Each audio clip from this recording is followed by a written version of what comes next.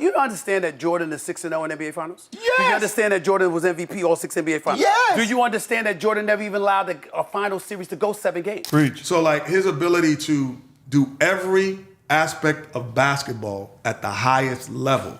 And I think that came from going to college. There is a fine line between respect and fear in the world of sports, and when it comes to the NBA's greatest legends, that line defines how history remembers you. In a passionate debate featuring Stephen A. Smith, Charles Barkley, and Kenny Smith, the truth about Michael Jordan and LeBron James was laid bare. One man was respected, the other was feared. These aren't just opinions, they're firsthand reflections from legends who lived and breathed this game. When you hear what they had to say, you might never look at LeBron's legacy the same way again. We're breaking it all down, quote by quote, moment by moment. Before we dive in, make sure you hit that like button, subscribe to NBA Showdown, turn on the notifications so you never miss a debate that shakes the game to its core. Stephen A. Smith does not pull punches when it comes to comparing the resumes of Michael Jordan and LeBron James. He lays out the numbers in a way that stops the conversation cold. 6 championships without a single loss, finals MVP every time, 10-time scoring champion, and a 9-time all-defensive first-team selection. He acknowledges LeBron's incredible two-ways game, but asks a crucial question. Was he ever that dominant? That question carries weight because dominance is not about just putting up numbers.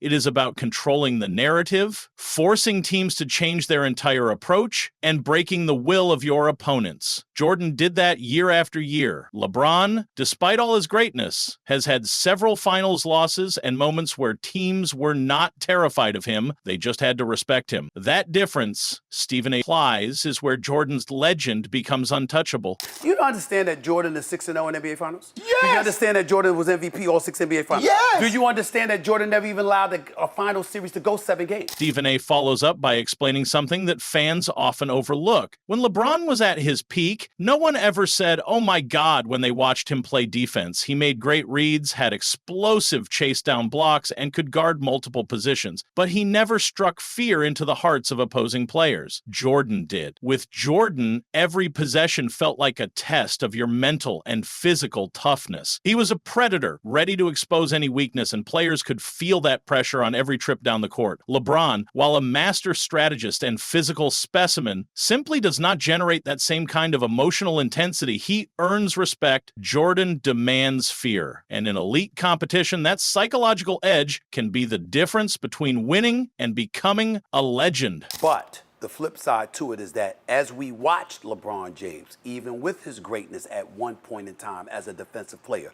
we never looked at him and said, oh my God. Then comes the most chilling point from Stephen A. LeBron. Is respected, but Jordan was feared. That fear wasn't just on the court. It was in the locker rooms, in the scouting reports, in the minds of opponents before the game even tipped off. Jordan's impact was so total that he did not need to prove anything once the ball was in play. His presence alone was a statement. Players altered their game plans, hesitated in clutch moments, and wilted under the spotlight when Jordan was around. LeBron, as universally admired as he is, simply has not had that same gravitational pull. Players grew up wanting to play with LeBron. They grew up afraid to face Jordan. That difference matters. It defines how these two icons are remembered and how they influenced not just the game, but the mentality of generations. LeBron is universally respected and revered. MJ was feared. You know the difference.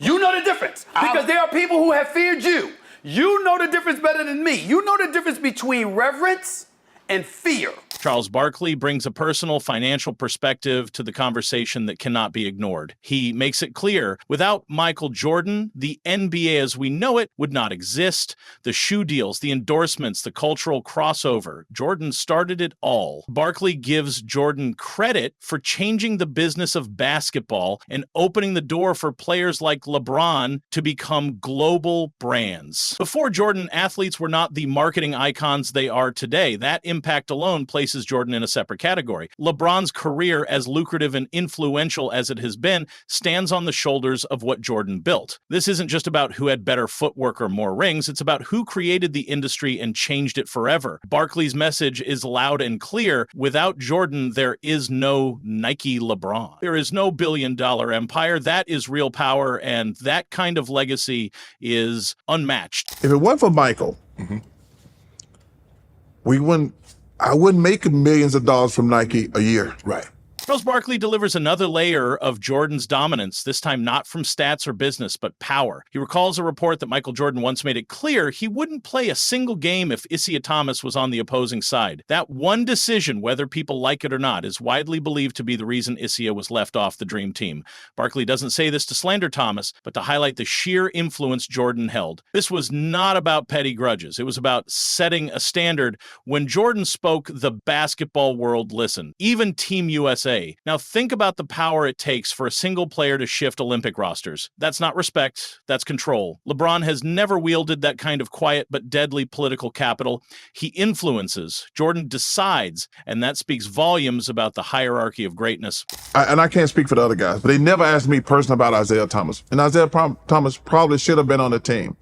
Kenny Smith offers a player's eye view, describing Jordan as the most complete basketball player ever. He does not say effective or talented or even best scorer. He says complete. The word matters because it signals mastery over every part of the game. Unlike players who specialize in one area, like Kareem's skyhook or LeBron's fast break power, Jordan mastered the fundamentals: defense, offense, mid-range, footwork, clutch shooting, leadership, and mental toughness. Kenny's argument is simple. LeBron may be as effective, but he is not as flawless. Jordan had no holes in his game. That kind of completeness only comes from dedication to craft and years of sharpening each skill. And it's something that very few modern players can claim. LeBron dominates with IQ and physique. Jordan dominated with precision, discipline, and edge. And Kenny believes that makes all the difference. Michael Jordan, man, Michael Jordan was the most complete basketball player that's ever lived. Complete.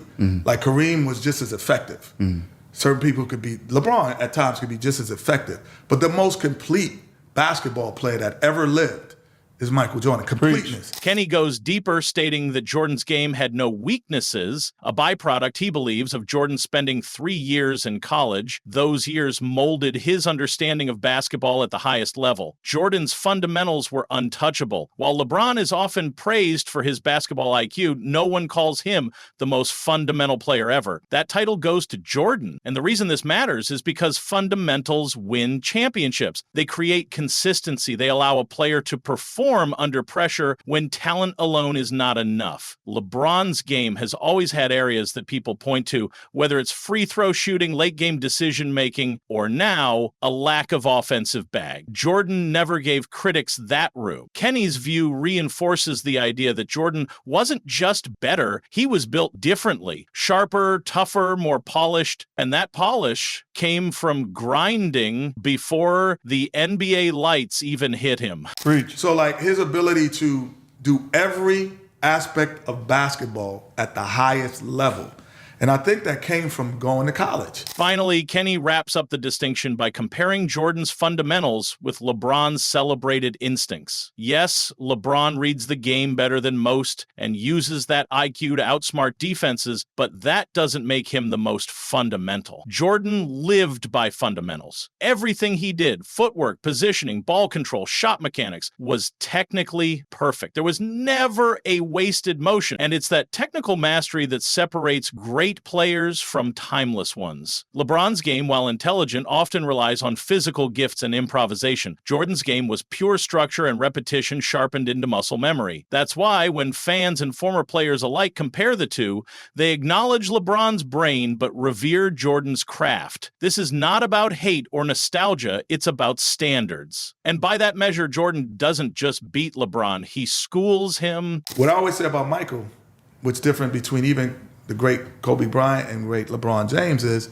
he was still the most fundamental basketball player. So after hearing Stephen A. Smith, Charles Barkley, and Kenny Smith break it all down, the truth becomes crystal clear. LeBron James is one of the most respected players to ever lace up a pair of sneakers. But Michael Jordan, he was feared. From the court to the locker room, from the business boardroom to Team USA, Jordan's presence changed the game in ways LeBron never could. This isn't just about stats or rings. This is about how legends felt when facing him. And when you're feared by the best best to ever do it. That is something no highlight reel or scoring title can ever replicate. If you enjoyed this breakdown and want more truth that cuts through the noise, make sure you hit that like button, subscribe to NBA Shutdown, and drop a comment letting us know who you think was truly the most feared player in NBA history. Was it Jordan, or can LeBron change that narrative before he retires? Let's talk.